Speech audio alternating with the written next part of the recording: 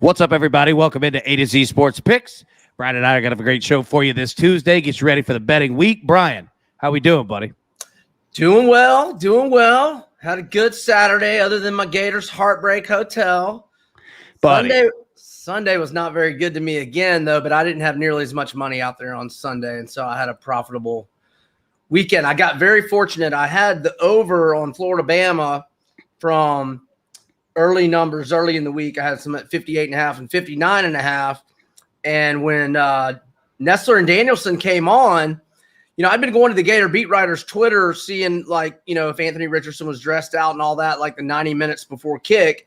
And they were saying he was. And so I'm thinking, all right, sweet, he's playing. And right in their intro, they go down to Jamie Erdahl on the sideline, and they're like, Mullen said he's not going to play unless Emory gets hurt. So I'm like, oh, no. And I go, and they went to commercial. There was still like 3 or 4 minutes left while the game was on the board, and the total was at 60.5. And I just got a little spooked without Richardson. So I came back with some under. I bought it to 61, not that it mattered. And then it hit 60. So I got that rare, lucky as hell middle. And so that was good. And then I had Ole Miss team totals over in the first half and game. So pretty good Saturday. Nice. Yeah, and Ole Miss is becoming, that's a bet every week. We're going to jump into that. Everybody, welcome in A to Z Sports Picks. I'm Alan Bell, CBS Sportsline, alongside Brad Edwards of VegasInsider.com. A to Z Sports Picks are brought to you every Tuesday and Friday by BetMGM, the king of sportsbooks. Everyone download that BetMGM app. When you sign up, use promo code A to Z Sports today. You can get a risk-free bet of up to $1,000. That's right, $1,000. I've done it, used it. That credit comes in your account. Quick, easy, fast, you name it. It's really easy to do. It's BetMGM, king of sportsbooks. Visit BetMGM.com for terms and conditions. Must be 21 years or older. Must be present in the state of Tennessee. For gambling problem support, call the Tennessee Red Line at 800-889-9789. So, Brian, like you were talking about, we're going to jump into that because I want to talk about Florida here in a second. But what we're going to do, we're going to start here, the local look ahead. All right, teams in Tennessee, what we have coming up, college football week 4, NFL week 3. We're going to go through these 3 games, and we're going to check it out. All right, so first up, we've got and let me get this on the board here so everybody can see it.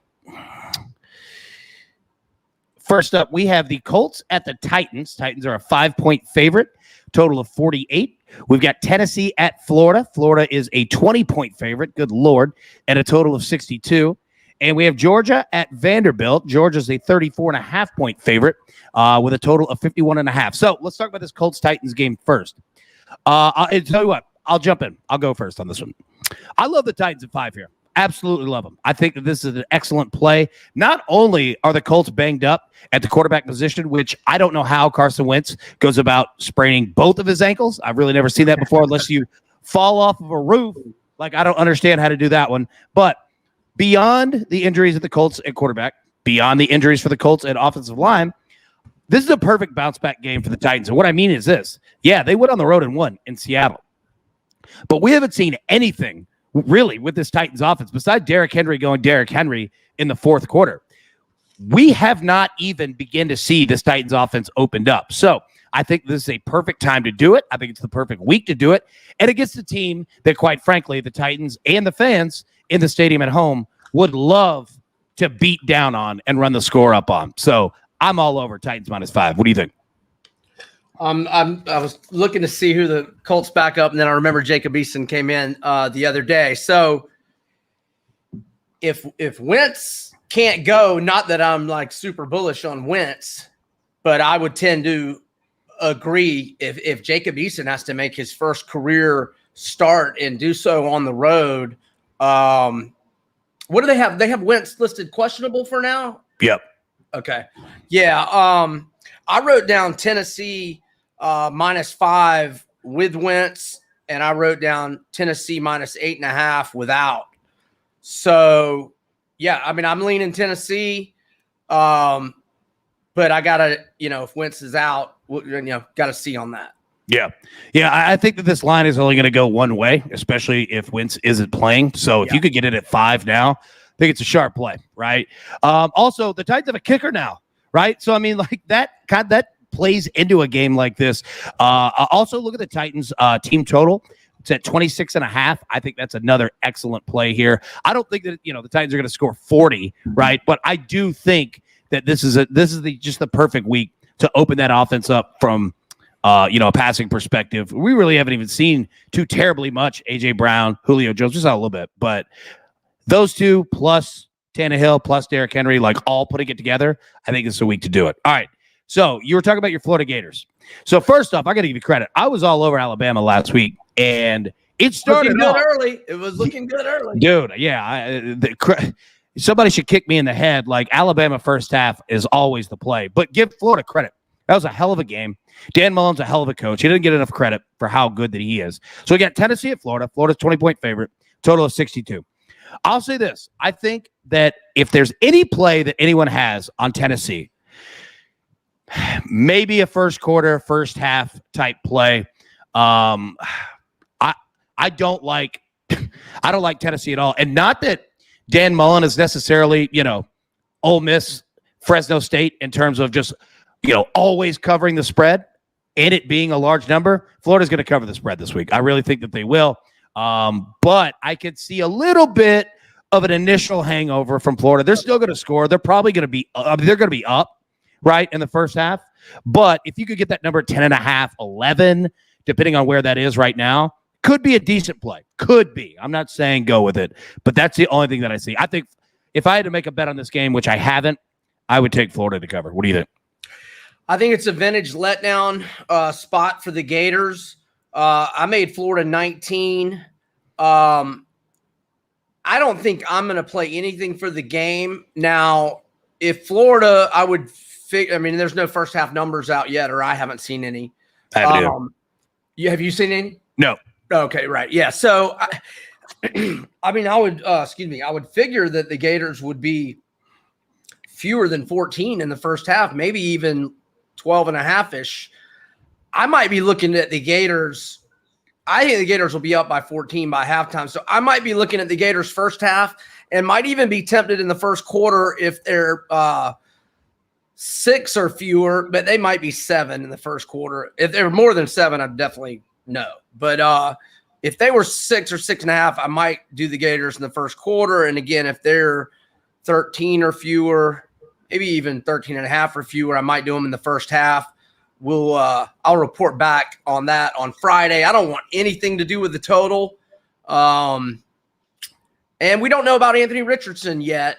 But, yeah, vintage letdown spot for Florida. I haven't really seen anything in terms of injuries, but that was a physical football game. I imagine there are some guys banged up. We'll know more about that later in the week. Yeah, I agree with you. I just don't like anything about this game right now.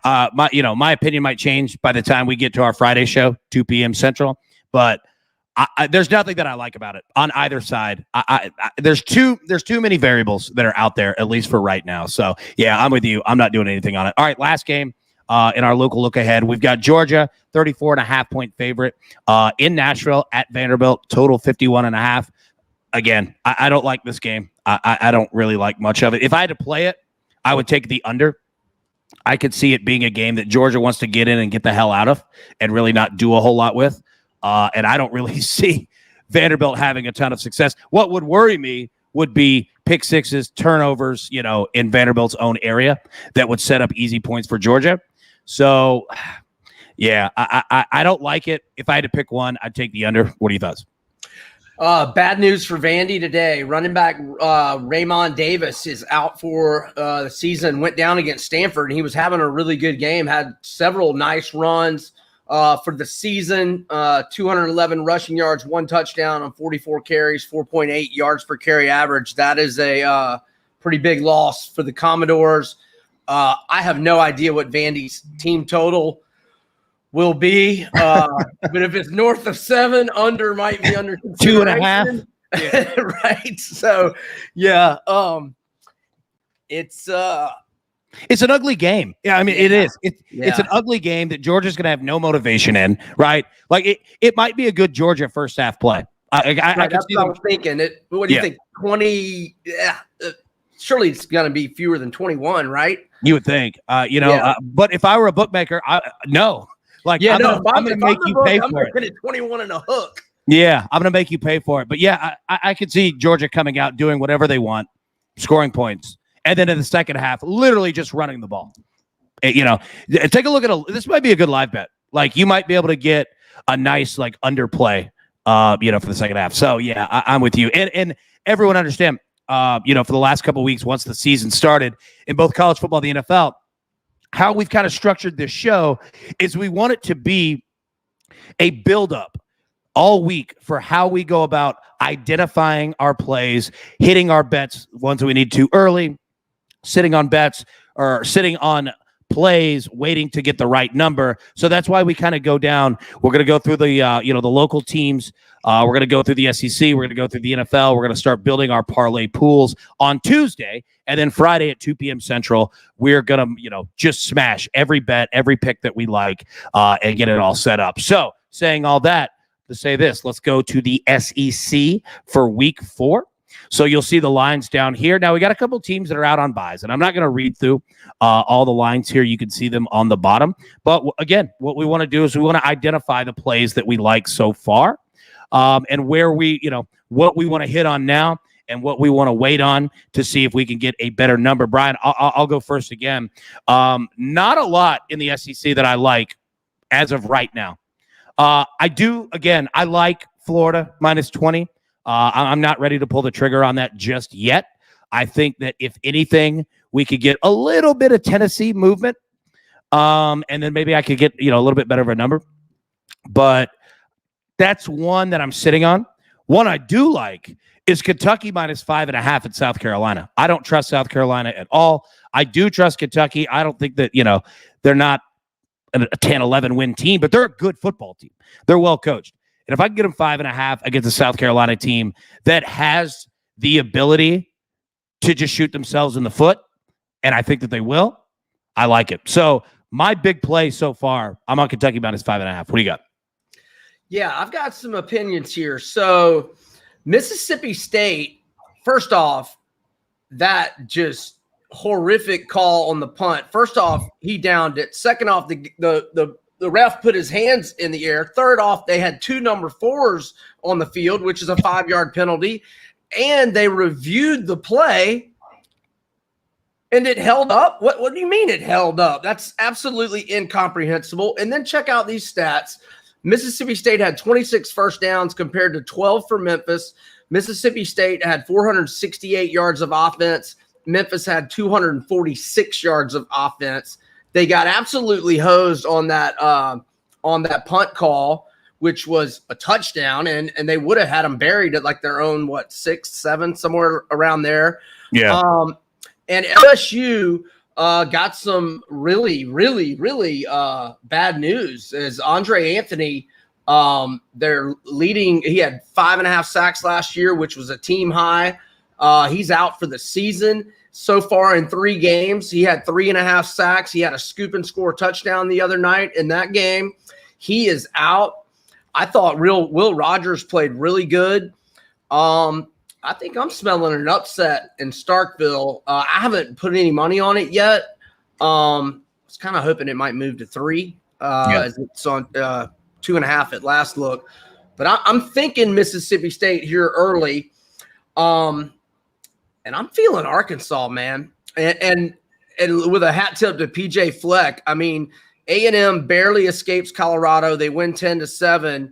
And then Minnesota goes out west and bagels them 30-0. Huh? And so, I just like KJ Jefferson looks really good. They've got a lot of good speed at the skill positions. Just watching that SEC in 60 last night on the SEC network, which is really good. I think if you bet on a lot of SEC games, you need to be DVRing that during Monday Night Football and watching it later. I think Arkansas has not beaten A&M since A&M came in the league in 2012. Now they've had a lot of near misses. They've had some serious heartbreakers at Jerry World, but I think Arkansas is going to get them outright. So I've already bet Arkansas +6. I haven't put any on the money line yet.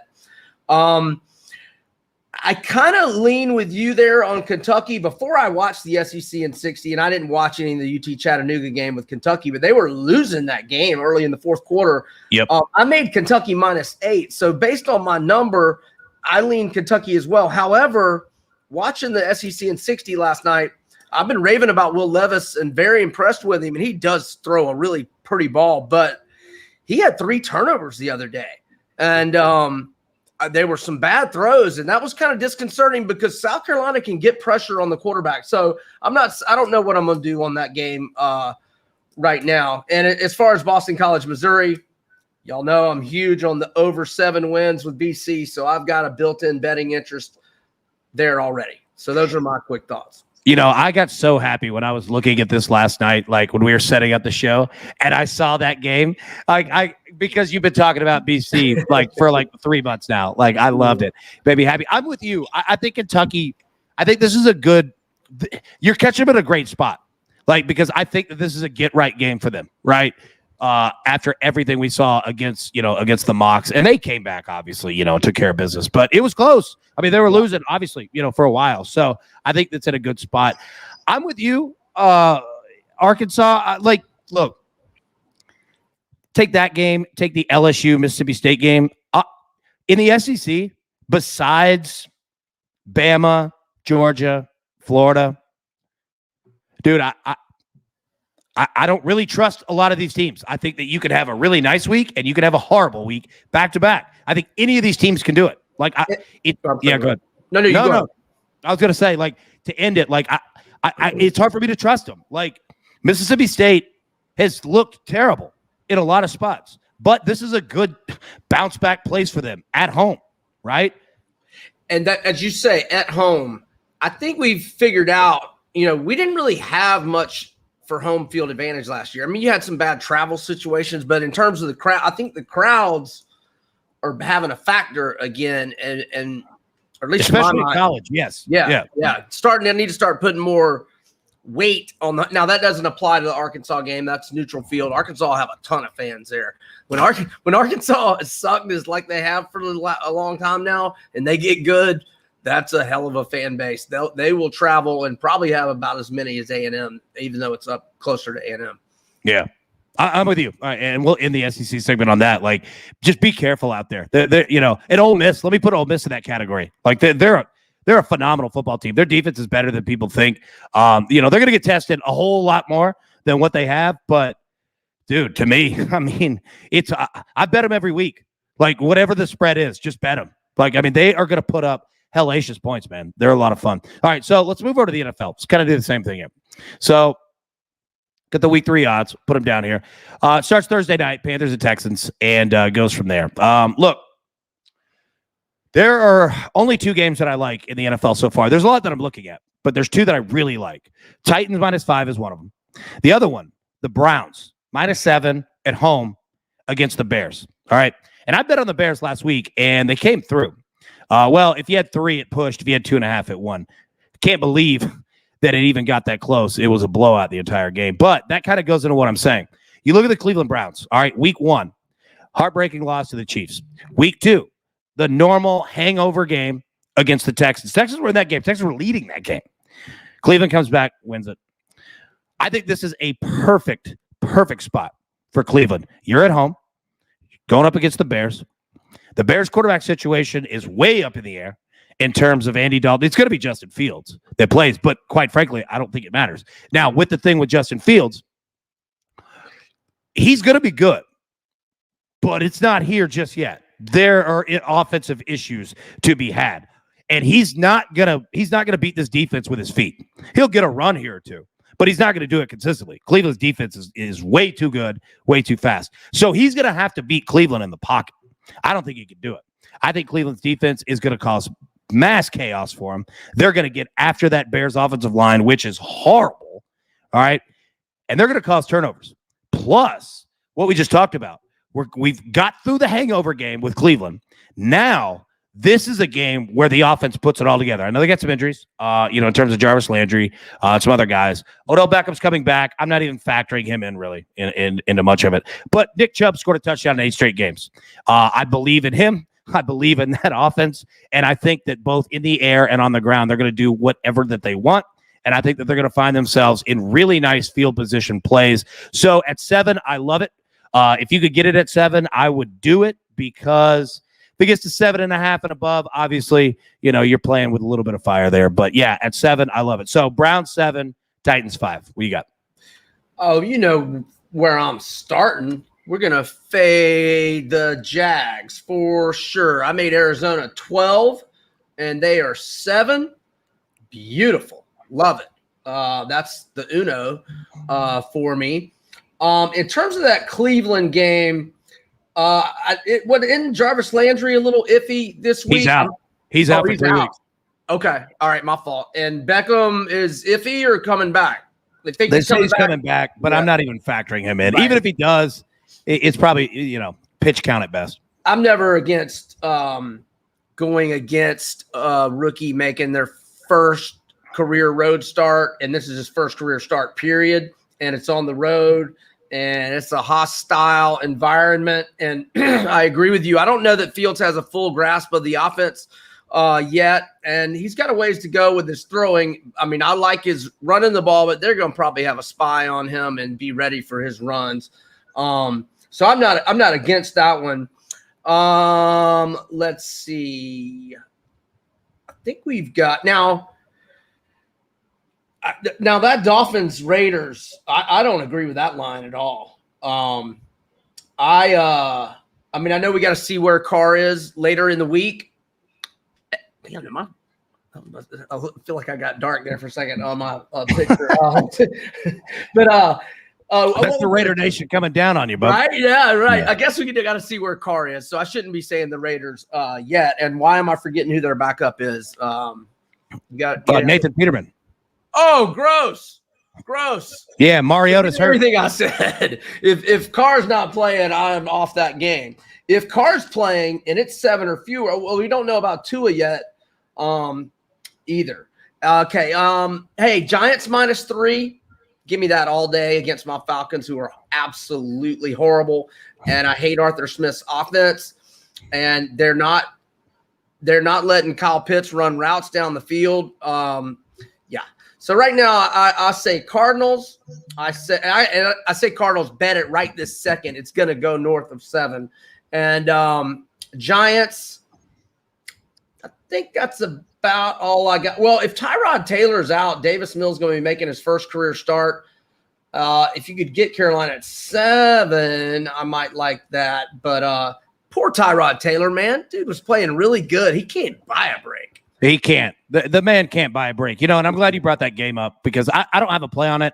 I'm with you. I think the Panthers at 7 is solid. I would even buy it down. It'd be worth it to me to buy it down from 7.5 to 7. But the Texans are playing better than people think, than we all thought. When Tyrod's healthy, they're a decent little team. Yeah, they are. It's going to change. I don't think that they're going to play. I think they're playing above their heads. I think the Panthers are a little bit too. But the Panthers are a good football team. They've got a really good defense.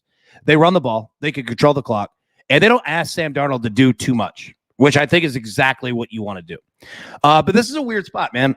7.5 on the road Thursday night for a team that's built off, the running back position. I don't know. I'm this game worries me. I'm not betting it. I don't want anything to do with it, but I'm with you there. I mean, that's it. There's a lot of games with big spreads this week. And also, let me say this. We talked about it last week, this trend. So we've had 8 NFL divisional games so far, okay? Kind of found a trend here that if you think when the home team covers, the over is 4-1. When the road team covers, the under is 3-0. So keep an eye on that, right? And it played out perfectly for us last night with the Packers. I had the Packers. I had the over. I had Packers team total. Just bet all of it. And it came through. Now, it got dicey there at the end in terms of the spread. But, yeah, I mean, just keep an eye on that trend, man. Like, it's there. And it makes sense, with the game script. So we'll see as we get, more divisional games that are coming. Just kind of, keep an eye on there. All right. So that's it. We've done we've done local look ahead, done our college plays, done our NFL plays. Now, what I want to do, again, is start to build up our parlay pool. Okay. And the whole point of this is to identify teams that are just going to win the game. Teams that can help us in a parlay, and essentially think of a whiteboard, and you're just writing teams up and down, college and NFL. And you're saying, all right, I can mix and match, take what I like, and build parlays. Okay. So I don't have any numbers for you, but it's just about identifying the teams. So here's who I've got. All right. In the NFL, I've got the Cardinals. I've got the Bills. I've got the Chiefs at home against the Chargers. The Browns, as I talked about, at home against the Bears. And the Broncos at home against the Jets. College football, Charlotte, Florida, Liberty, Boise State, Army, Memphis, Purdue. All right, so these are kind of my identified teams. And we're not there yet. It's only Tuesday, but this is kind of who I like. Any thoughts that you have, Brian, and any other teams that you would kind of throw in here in this group? And remember, we're trying to find, and I might take Florida out, being a 20-point favorite. The money line price is going to be pretty crazy. We're trying to find, teams that are going to win, but aren't going to kill our parlay either. So what do you think? What are your thoughts? Yeah, so Sparty at home against Nebraska, I like. I'm probably going to be on them just laying the points, but in a money line parlay, for sure, I agree wholeheartedly with Army. They are a machine, by the way. If anybody hasn't watched Army, they are in Army, legitimately. Like, they just go right through you. Just no issues, man. They're crazy. Yeah, I was glad I only did the first half last week on that -21 because I guess they weren't they up 42-0? But they put all their scrubs in, and UConn, who hadn't scored all year, got some touchdowns and got a backdoor cover because it was like 34.5, but it didn't affect me. Let's see. So Army, Sparty, Florida at -20. I agree. There was another 20-point favorite, which I know doesn't give you much value on it. Who was it? Here's one that's not that high. TCU -9. SMU pulled that win out of their ass the other day. They were very, very, very, very fortunate. So those are some. And NFL, Arizona, the G-Men, Buffalo, Carolina, Denver. I mean, that's enough. I know some of those are big spreads and big money line prices, but that.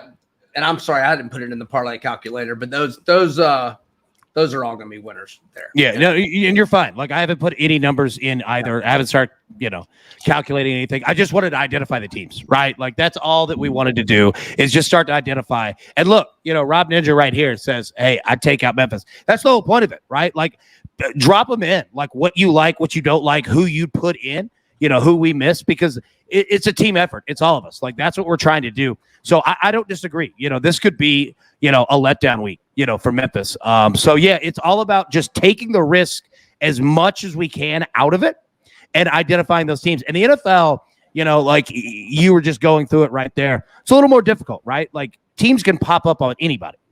So I agree. I try to keep it as tight as possible. You know what I mean? Like, and you did the same thing, like keep it, kind of close to the vest because, dude, anybody could win, on any week. So, yeah, but that's about all the time that we have here for today. We've gone through it. Keep the conversation going. We want to hear what you've got, on the local teams, SEC teams, NFL, parlay. Brian, you got something? Yeah, I was sneaking a couple little stat go ahead. If you will. So K-State is catching 6 this weekend. They are an incredible 31-11 against the spread as road underdogs in 42 games since November of 2009. Stanford is a home underdog to UCLA. They've only been home dogs under David Shaw 7 times. They're 5-2, not just against the spread. They're 5-2 straight up and against the spread. And Clemson star defensive tackle Tyler Davis, he was first team All ACC in 2019 as a true freshman. He was limited to 7 games last year due to injuries. He's out 7 to 8 weeks with a torn biceps tendon. I mentioned LSU's best pass rusher out for the season. FSU QB Jordan Travis is questionable. this week. And Clemson's offense has issues. Upset alert potentially in Raleigh. And I'll give you another upset alert. I just do not like how this team looks at all. And that is Oklahoma. They have barely won against Nebraska with a huge assist in Nebraska's abysmal kicking game, and barely beat Tulane, who Ole Miss just woodshedded the other night. And they were favored by 53.5 combined points in those two games. They're 16.5 against West Virginia. I love West Virginia there, and I'm not going to be shocked if that's an outright upset. And then one last thing. Horrific travel spot for San Jose State. They were at Hawaii late Saturday night. They come back to San Jose State. Who knows when the hell they got back to San Jose? Maybe like lunchtime Sunday. They got to go east to Western Michigan and play at 2 Eastern, 11 a.m. Pacific for their body clocks, if you will. Terrible travel spot for them. And Western Michigan just beat Pitt. And there you go. There's just a couple things. That's a good find right there. I like that, man. Good eye. That's a horrible travel spot, isn't it? Horrible travel spot. Well, guys, thank you so much. We really appreciate you tuning in. Like we said, keep the conversation going. Let's talk all week, and we'll be back Friday at 2 p.m. Central right here on these channels. Thank you to BetMGM. Thank you to A to Z Sports. And thank you to Brian Edwards. Look at him. Looking sharp, man. Thank you, Alan Bell. Good luck, everybody. Yep.